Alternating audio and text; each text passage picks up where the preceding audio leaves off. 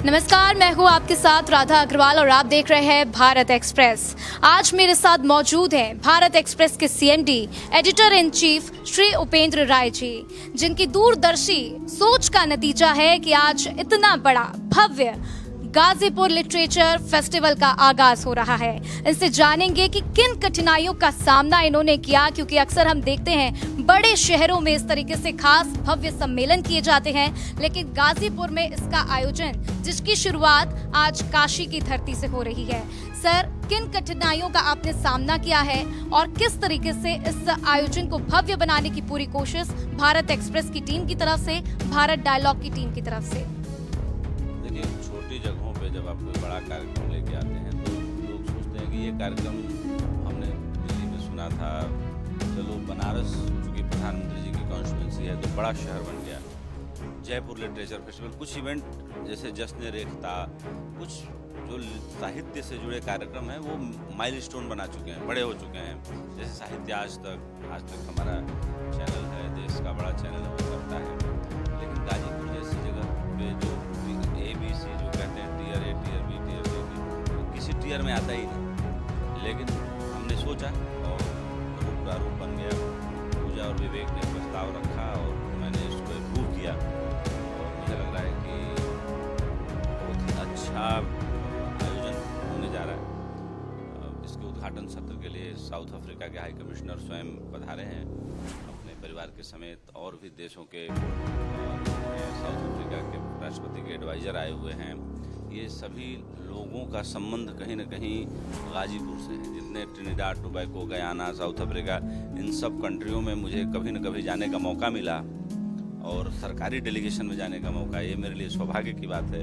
और गिरमिटिया मजदूर बन के लोग गए और वहाँ से इस लिटरेचर फेस्टिवल के जरिए हम लोगों को जोड़ पा रहे हैं। ये हमारे लिए बहुत सौभाग्य की बात है और अच्छा मौका है और लोगों का अच्छा प्रतिसाद मिल रहा है। लोग आ रहे हैं। थोड़ी देर में हम इसका उद्घाटन करेंगे लाइटिंग लैंप के साथ। और मैं कह सकता हूँ, मुश्किल तो देखो हर काम में आती है, मुश्किलों का ध्यान नहीं रखना चाहिए, सफलता की तरफ नज़र होनी चाहिए। बिल्कुल सर, और देखिए खास तौर से युवाओं की बात करें तो हम देख रहे हैं कि आजकल का युवा भटकता हुआ नजर आ रहा है। 30 सेकंड की रील देखकर सोचते हैं कि अपनी पढ़ाई पूरी कर लें और अपने समय को बिता लें। ऐसे में आप युवाओं के लिए क्या संदेश देना चाहेंगे, किस तरीके से उनको प्रोत्साहित करना चाहेंगे कि वो ज्यादा से ज्यादा साहित्य से जुड़े?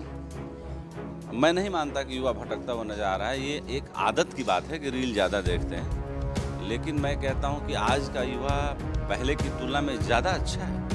वो एक फुली मेडिकेटेड दुनिया में पैदा होता है। जिस दिन उसकी माँ कंसीव करती है उस दिन से उसकी डिलीवरी तक उसकी जो पूरी जीवन ऊर्जा है वो पूरी की पूरी बची रहती है। पहले जब बच्चा पैदा होता था तो कम से कम 4 बीमारियां निश्चित रूप से उसको होती थी और उसकी जीवन ऊर्जा समाप्त हो जाती थी। वो एक स्वस्थ हेल्दी नागरिक नहीं होता था। अभी का जो बच्चा है वो बड़ा कमाल का बच्चा है। उसको अच्छा डायरेक्शन देने की ज़रूरत है, अच्छे अवसर मुहैया कराने की ज़रूरत है। देखो, मैं हमेशा एक बात आजकल कह रहा हूँ अपने संबोधनों में कि माँ बाप बच्चा पैदा करने का अवसर तैयार करते हैं। आत्मा कहाँ से आती है, सोल ने कहाँ से उसमें प्रवेश किया, ये अभी तक दुनिया में लाख वैज्ञानिकता और ज्ञान विकसित हो गया हो, लेकिन अभी इस बारे में कोई नहीं बता पाया। तो कौन सा बच्चा किस सोल की जर्नी से निकल के वहाँ तक पहुँचा है, इसके बारे में किसी को कोई जानकारी नहीं है और न कोई जानकारी बता पाया। अगर इसको कोई डिकोड कर पाया तो मुझे लगता है कि ईश्वर की सत्ता हार जाएगी, आदमी की सत्ता जीत जाएगी। और मेरा ये दावा है कि ईश्वर की सत्ता के सामने आदमी की सत्ता का कोई मोल ही नहीं, कोई हैसियत ही नहीं। इसलिए ईश्वर की सत्ता कमाल की सत्ता है। हर बच्चे में बहुत विलक्षण गुण है, हर बच्चा अपने आप में यूनिक है। हमारे अंगूठे के बायोमेट्रिक से यानी निशान से किसी दुनिया के किसी दूसरे आदमी का निशान नहीं मिल सकता। हमारी रेटिना स्कैनिंग से दुनिया के किसी आदमी की रेटिना स्कैनिंग नहीं मैच कर सकती। आप सोच के देख सकते हैं कि परमात्मा की कोडिंग क्या है। तो मैं कह सकता हूँ कि मोटिवेट करने की ज़रूरत है। और अच्छा साहित्य डिजिटल मीडिया पे भी अवेलेबल है, इंस्टाग्राम पे भी है, फेसबुक पे भी है, ट्विटर पे भी है, और भी सोशल मीडिया प्लेटफॉर्म्स हैं उन पे भी है।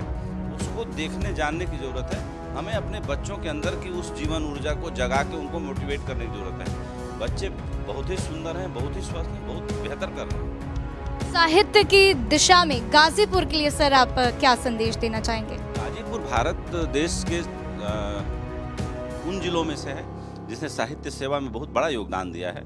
अध्यात्म और साहित्य गाजीपुर की धरोहर रही है। मैं कह सकता हूँ कि कुबेरनाथ राय जैसा ललित निबंधकार भारत देश में दूसरा नहीं पैदा, डॉक्टर विवेकी राय जैसा साहित्यकार दूसरा पैदा नहीं हुआ, भोलानाथ गहमरी जैसा हास्य कवि ढूंढे से आपको नहीं मिलेगा, डॉक्टर राहिम मासूम रजा जैसा पटकथा लिखने वाला दूसरा कोई भारत देश में नहीं है। ये सारे लोग गाजीपुर से थे।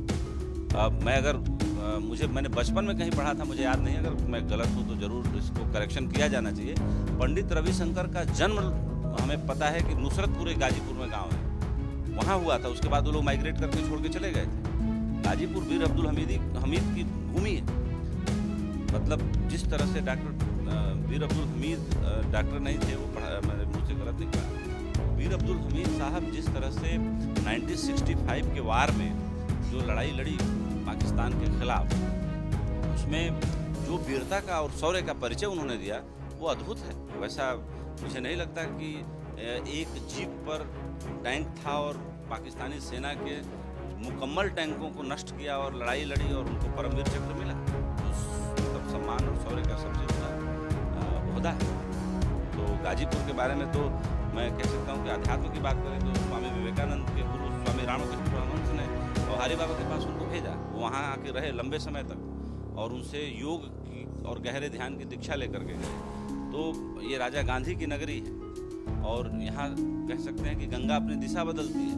क्यों बदलती है इसका कारण नहीं पता किसी को। एक दिशा से दूसरे दिशा में बहने वाली नदी कर्व लेकर के दिशा बदल के आगे जाती है। तो गाजीपुर बहुत ही अच्छी धरा है और ऋषियों की धरा है। यहाँ से ज्ञान की गंगा निकली। तो आगे भी यही उम्मीद करते हैं कि ज्ञान की गंगा ऐसे ही बहती रहे। बहुत बहुत धन्यवाद सर।